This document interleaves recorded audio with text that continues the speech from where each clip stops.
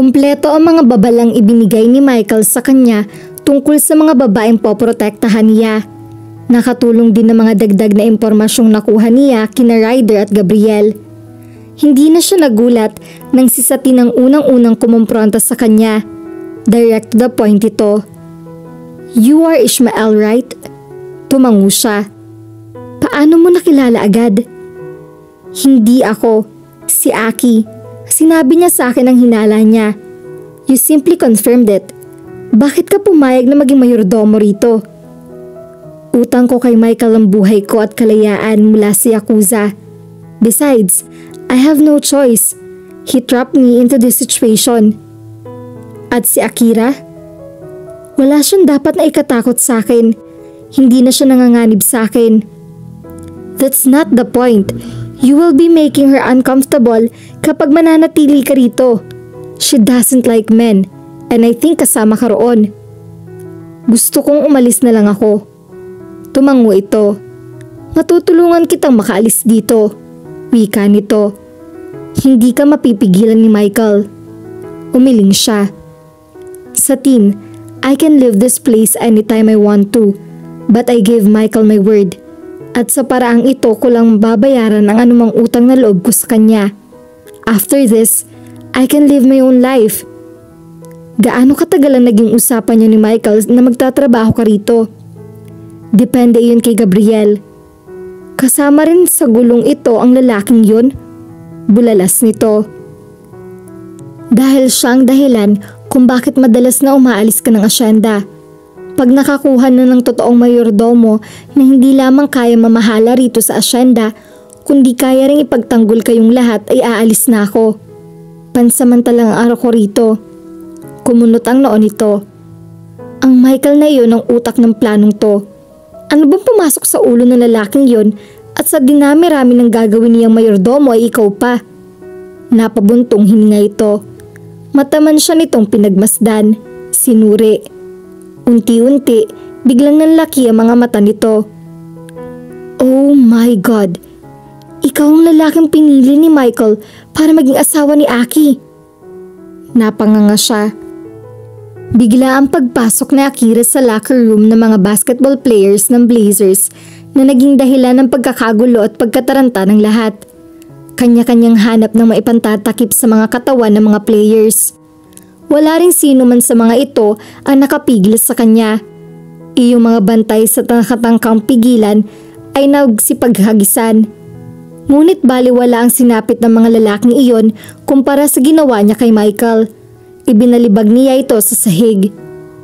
"Sino nagbigay sa iyo ng karapatang ipili ako ng lalaking mapapangasawa ko?" Nanggigigil niyang sabi. Tila gusto ng pinsan niyang sumagot, ngunit hindi nito yun magawa. Nakasubsob pa rin sa sahig ang mukha nito at hindi nito maiangat iyon hanggat hindi niya inaalis ang pagkakatapak niya sa ulo nito. Itinaas nito ang isang kamay at sumenyas ng peace. Inalis niya ang paa niya mula sa ulo nito. Gusto niyang sipain ito, ngunit nagpigil siya. Pulang-pula ang mukha nito nang bumangon nito at maupo sa sahig. "Grabe naman ang reaksyon mo," reklamo nito. "Dahil grabe rin ang ginawa mo." "Hey you girls, are you trying to control my love life? Pag kayo ang gumawa ay tama, pero pag ako, mali." Natigilan siya. "Sinisikap lang naming maihanap ka ng tamang babae para sa'yo. Yung perfect wife. Pero ang lalaking ipinilit mo sa akin ay..." "Keith is not perfect, pero mayroon bang taong perpekto? Besides, taglay niya ang katangiang dapat taglayin na mapapangasawa mo. Kung gusto mong sabihin kaya niya ako ipagtanggol dahil sa kakayahan niya, kaya ko rin gawin iyon." Aki, nang magbalik si Kit sa Japan, isinuong niya ang buhay niya sa panganib. In fact, ipapalapit niya ang kanyang buhay para sa iyo. Sa iyong kaligtasan at kaligayahan. Bihirang taong nakakagawa nun.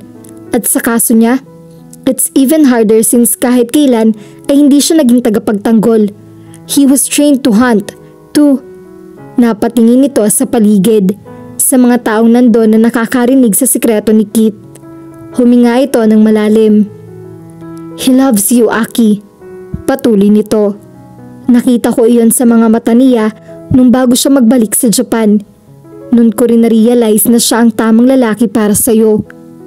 Si Ryder ang una nagsabi sa kanya ng tungkol sa pagkakagusto sa kanya ni Keith. Ngayon naman si Michael. Baliwala iyon since I don't love him. Aniya, kung bibigyan mo lamang siya ng pagkakataon, he could make you love him. Tinadyakan niya ito sa dibdib. Walang anumang sinalo lamang nito ang paa niya. Hinawakan na mahigpit. Bigyan mo siya ng taning. Kung hindi ka niya kayang paibigin sa loob ng panahong iyon, ako mismo maglalayo sa kanya sa'yo. At bakit naman ako papayag sa kondisyong yan? Natatakot ka bang ma-inlove sa kanya? Walang sino mang lalaki na makakapagpaibig sa akin. So, how long ibibigay mong panahon sa kanya? 1 month. Para yatang napakatagal niyon, ngunit sa bago niyang nabago ang kanyang sinabi. Sure, no problem. Ngumiti ang binata. Binitawan na rin ang kanyang paa. Damn it, Michael. Hindi ako nakikipagbiron sa'yo. Tototohanin mo ang pangako mong yan. I swear. Itinaas nito ang kamay. Now then, pwede bang lumabas ka na muna rito? Mamamatay na sa iya yung mga teammates ko eh. Nakita mo na yung kailangan mong ipagmalaki. Tinalikuran niya ito. 1 buwan. Kayang-kaya niyang patunayan sa loob ng panahong iyon na hindi siya mapapaibig kay Keith. At sa oras na hindi to pa rin ni Michael na ang pangakong nito, humanda ito sa kanya. Mabilis na lumipas ang 1 buwan. Ngunit sa labis sa pagtataka ni Aki, ang tanging ginawa ni Keith ay gampanan ng trabaho nito bilang mayordomo. Kahit minsan ay hindi ito nagtangkang manligaw o magpakita man lang ng damdamin nito sa kanya. Sa tuwing magkakausap o magkakasama sila sa iisang lugar ay formal ito. Isang amo ang trato nito sa kanya. Wala nang iba. Eksaktong 1 buwan din ay tinupad ni Michael ang pangako nito. Kinuha nito si Keith. Inalis mula sa asyenda. Naguluhan siya. Inistir lang ba niya ng Ryder at ni Michael siya? Malinaw sa nakita niya na katiting ng romantic interest sa kanya ay wala si Keith. Hey, anong ginagawa mo riyan sa harap ng computer ni July? Nag-angat siya ng paningin. Nakita niyang nakatayo sa may pinto si Satin. Sinisimulan ko nang isulat yung cookbook ko. Matagal na rin naman akong kinukulit ni Elsie na gumawa na isang recipe book mula nung magkaroon siya ng kaibigan sa publishing business. That's a good idea. May kailangan ka ba, Satin? Not really. Nasanay lang kasi akong may assistant. Yung maaari kong asahang magiging maayos ang lahat dito sa asyenda kahit wala ako. Keith was like that. In spite of who he was, kaya niyang mag-atap sa anumang sitwasyon.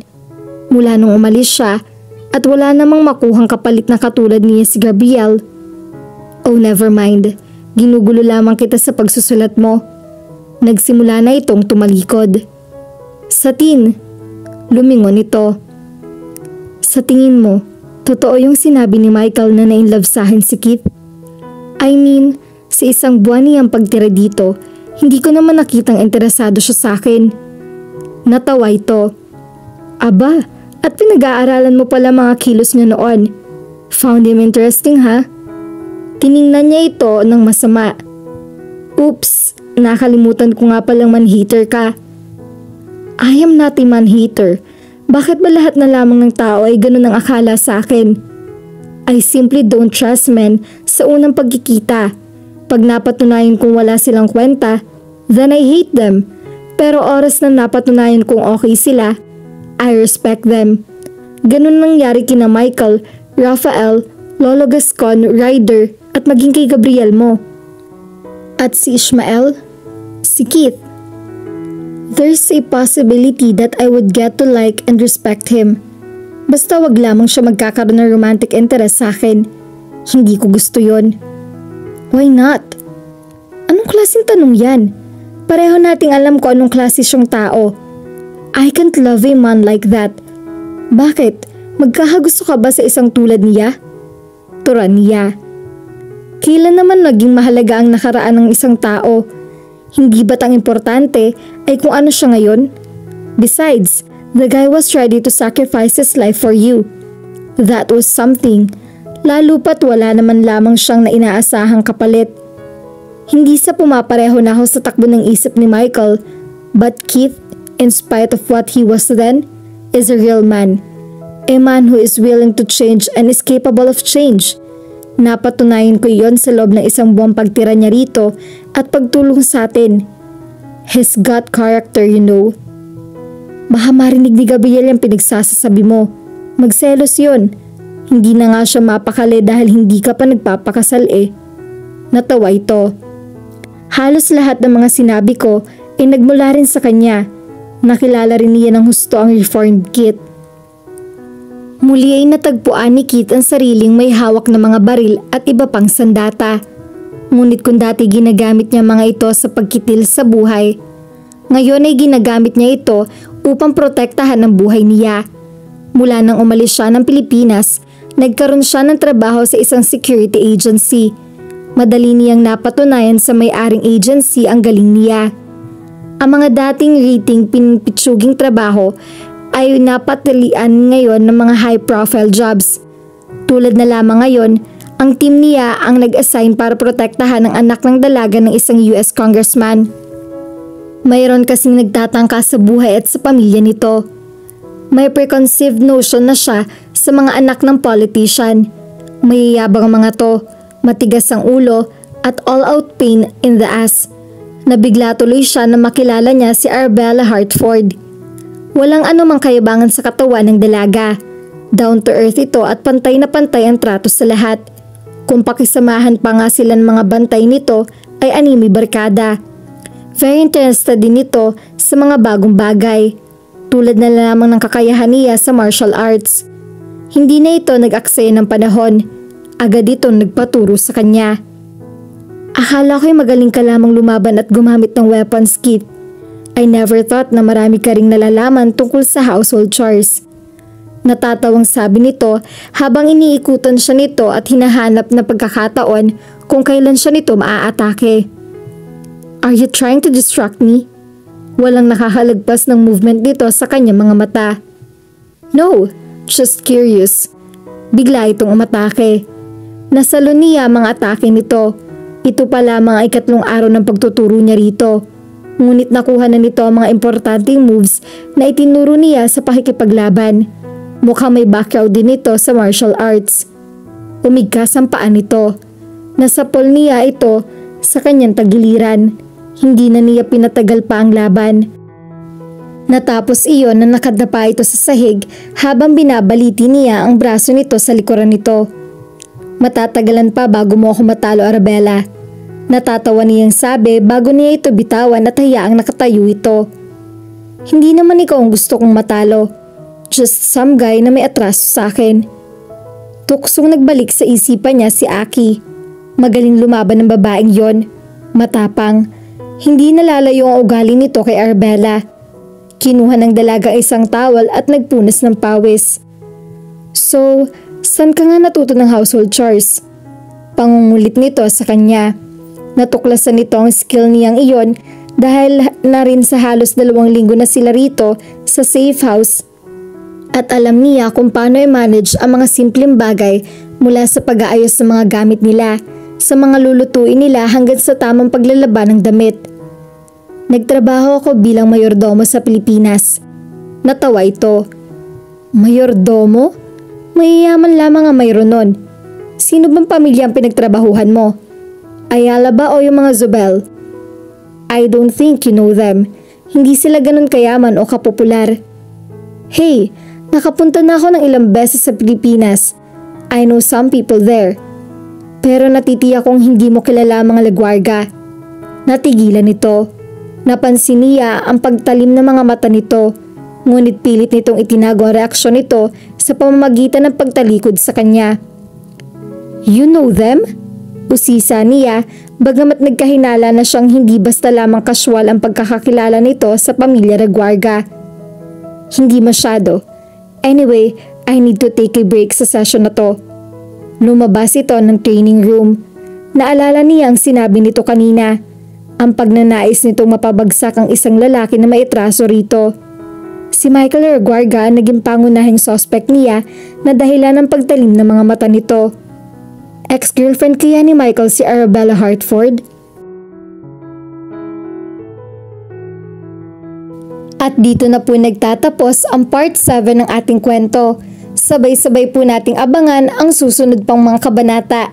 Maraming salamat po. God bless and stay safe!